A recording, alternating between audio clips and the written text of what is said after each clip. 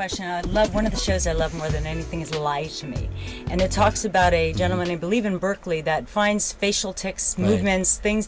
Do you, as an attorney, start picking this up and seeing similarities in person after person, where you can actually tell if somebody is lying or not, or maybe not telling the complete story? Do you start developing that instinct? Yeah, I think you do. I mean, it's probably more so in court than, you know, I don't sit there and cross-examine, you know, my friends.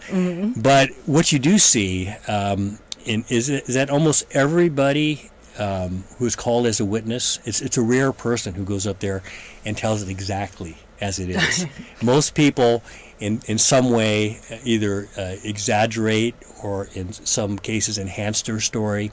And so part of what a good criminal defense attorney does is to figure out, okay, you know, maybe the person's story is up here, but we need to get it, you know, where it was. And that's part of the art and science of what they call cross-examination.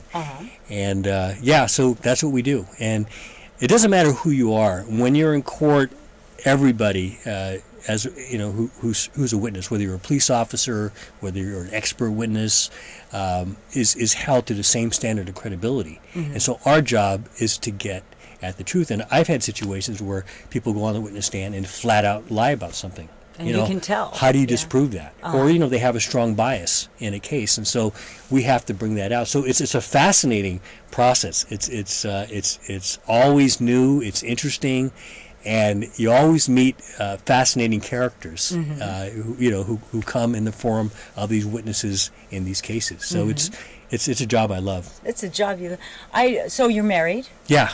Do you ever lose a fight at home? Oh yeah, you know, one thing, you know, my wife always gives me a hard time at, because, you know, I'm fighting so much in court that when I come home and, you know, she has something she wants me to, you know, fight this ticket or fight this, I'm like, you know, don't worry about it. And she's like, hey, come on now, you got to be a public defender. So yeah, that's true. I'm tired when I get home, so I'm just gonna take it easy. So she wins. Yeah. That's it. You're in the middle of a fight with someone and you're fighting, you're just so and then you realize you're wrong. Yeah. But you keep fighting anyway. Have you ever had that instance? Well, that happens in court, you know, sometimes, and you find out that a fact that you relied upon, you know, wasn't true. And as a lawyer, you can't lie. You can't go in there. You know, a lot of times from these TV shows, they think a defense attorney can just come in and make up the facts. Actually, you can't do that. You could be subject to discipline and lose your bar license. Wait a minute. You mean Hollywood's lying to us? Right, right. No. But, you know, in court, I mean, your reputation is everything, and you have to keep your word. You know, when you talk about politics is very different. You know, there's no rules of evidence. When you're in court, you're bound by the ethical rules. You're bound by, you know, the way in which the case is. Just like if you're to watch a sports game, there's a referee there. That's what the judge does, and you have to play by the rules. So, you know, it's a very disciplined environment. Have you ever tried to defend someone that actually did get convicted that you were 100% sure that they didn't do it? Yeah. The first murder case that I tried, and it was the only murder case I've ever lost to a first-degree murder verdict, was an innocent man. And I was standing next to him, and I remember when the verdict came down, and tears just came down his eyes, and he said, you know, I'm innocent. I mean, he was not at the crime scene, but there were two witnesses who said that he was there, and he was convicted based on their testimony. And he got a 25-year to life sentence. And, you know, I just remember the feeling that I had, and it just something that never leaves you, an innocent client being convicted. So I stayed on the case and kept working on it, and we found out that there were other witnesses that the police had talked to that they didn't tell us about. There was another man who had confessed to the crime, and that was not information that should be shared. Right, right. And so all this started coming to light, and I stayed on the case, continued working on it for about 5 or 6 years, and then Elliot Peters and Ethan Bellow from John Kecker's firm. He's a very prominent attorney. I had brought a reporter in to write a story about the case, and he wrote a story in the Bay Guardian.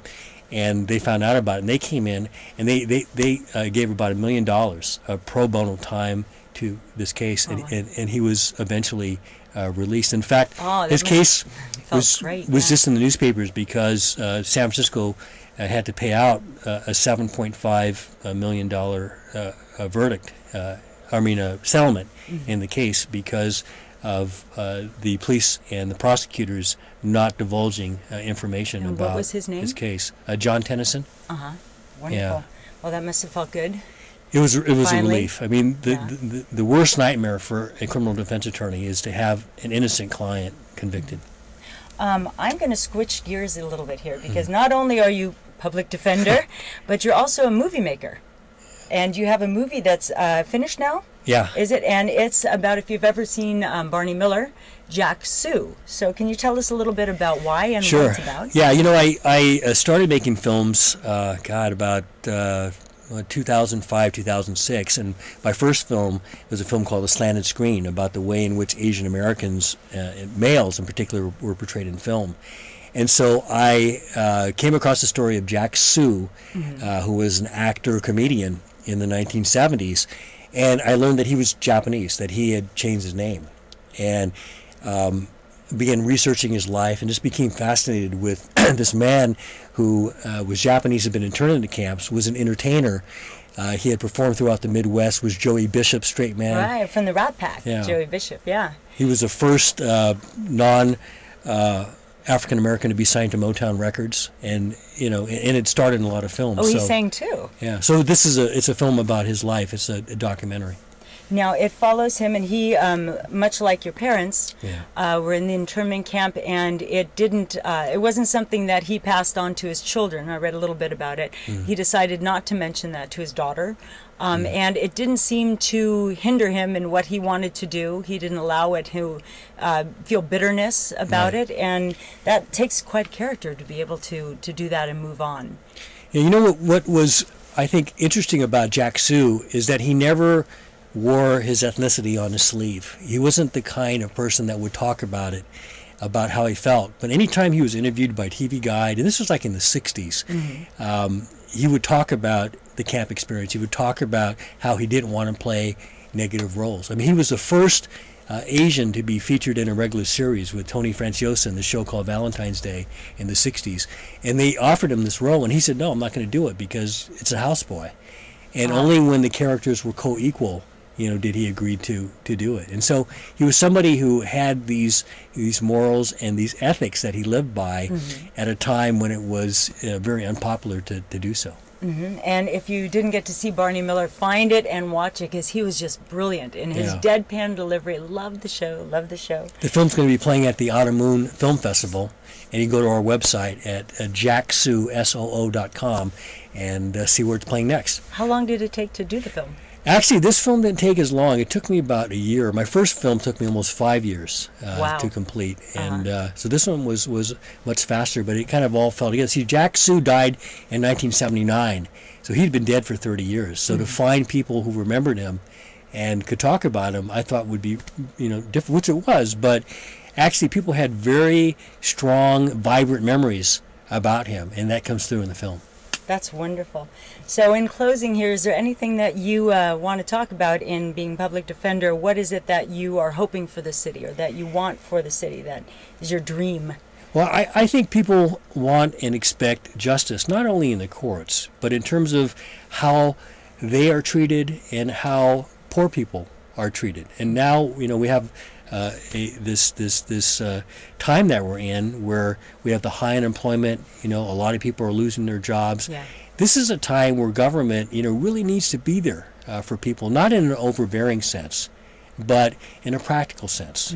And I think that the challenge that we have as elected officials is to make sure that we're not wasting resources. Recently I went through this huge fight with City Hall because I said that the right to a lawyer has to mean something, and that when you cut funding for a department like ours, justice suffers. Very good. Jeff Adachi, thank you so much for joining us. Thanks for having me, Christina Marie. It's great to be here.